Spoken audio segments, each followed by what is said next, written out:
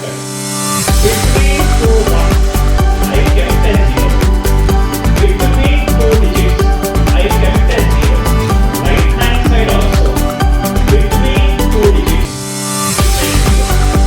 between two digits, 101 whole square is 1020. Again, I am explaining with one more example. 11 square is as 120.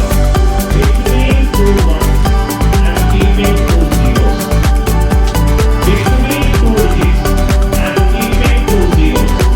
Right side also. Between two digits, we should keep two zeros. Between two digits, I am keeping two zeros. Are you all with me? Yes or no?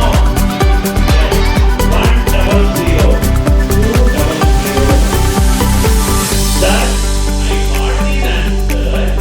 I got without using calculator. Can I check whether it is right or not? Beautiful concept in the world of maths I will teach you after this. Now, somebody in the class should tell me this answer.